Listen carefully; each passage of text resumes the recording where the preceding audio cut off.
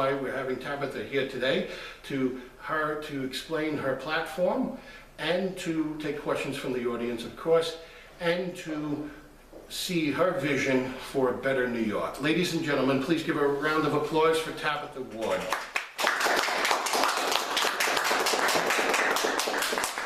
Yes, come on. Okay, Tabitha, step right there. Thank you. Thank you.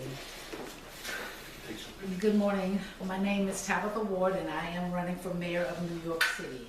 And as mayor, I'm running. First, I want to tell you, I'm running as an independent. However, I'm open to being endorsed by a party for me. But I'm running on the policies of immigration, budget, taxes and revenue, jobs and education, infrastructure, law enforcement and crime prevention, and a few additional policies. Now, I will go over just a couple of items under each of my policies, and then I will be open for any questions that you may have, in order to save on time. For immigration, I want to say that I am a supporter of mass deportation, and I will work with the Trump administration on mass deportation. The reason why I support mass deportation is because New York City is known as the city of immigrants.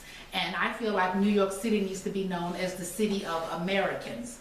And another reason for mass deportation is due to the mass saturation and the overpopulated cities and overpopulation of cities and towns throughout the United States that have a lot of illegal immigrants that have come in on those, which are known as the sanctuary cities or states.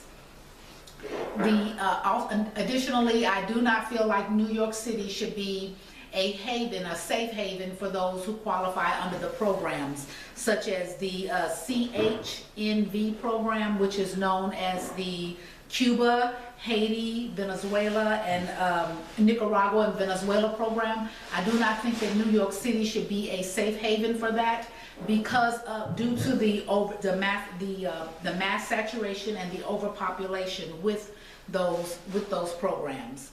And additionally, the type of work and resources that can be worked with those who qualify under the CHNV program can be worked anywhere else in the United States. I feel like they should be able to spread out.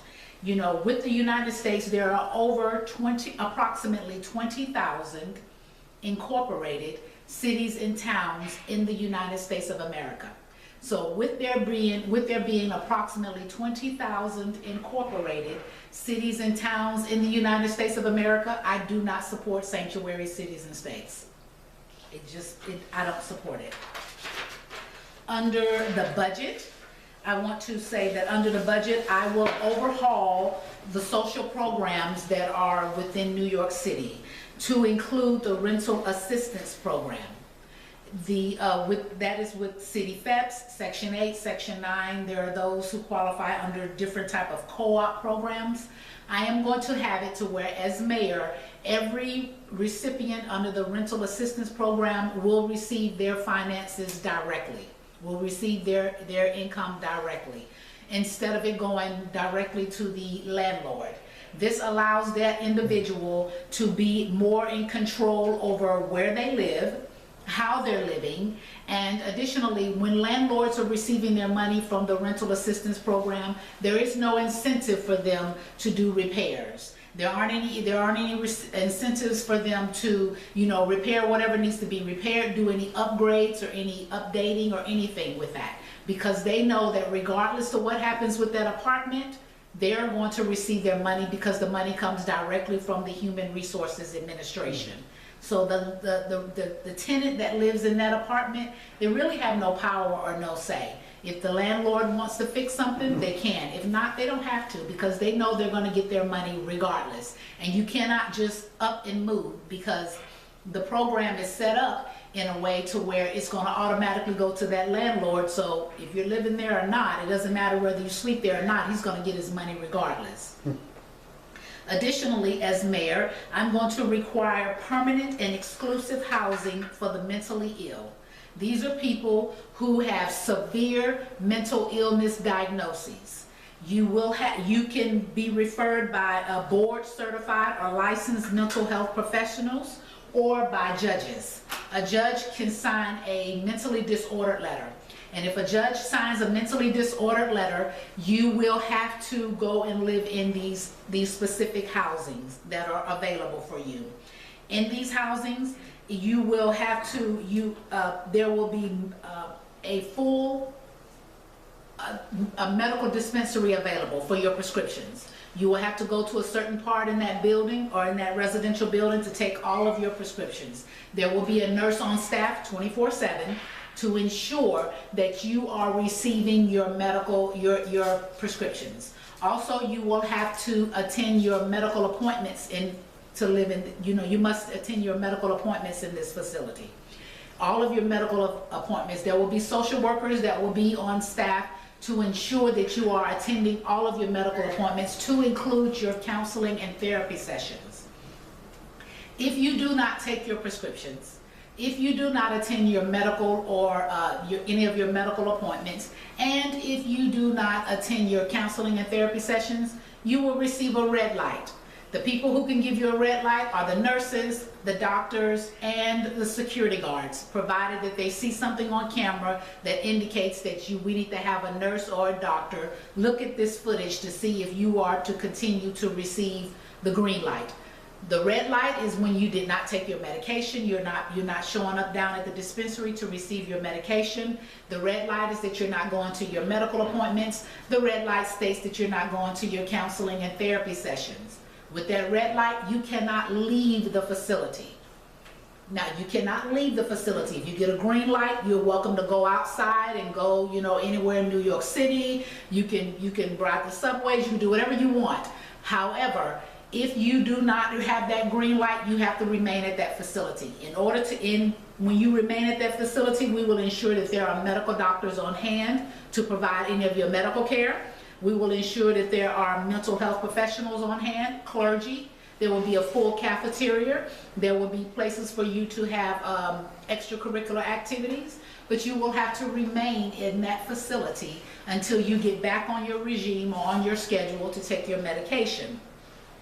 If an individual who has been assigned or who are living the permanent housing for the mentally ill, and it is permanent housing, this is where you live. You don't live anywhere else. This is it. For those who live in there, if they receive a green light and they have not been going to taking their medication, they have not gone to their medical appointments, their counseling and therapy session, they receive a green light, and they go outside and they pose a harm to themselves or to someone else, the doctor, the nurse, the security guard, whomever, we will look at the footage.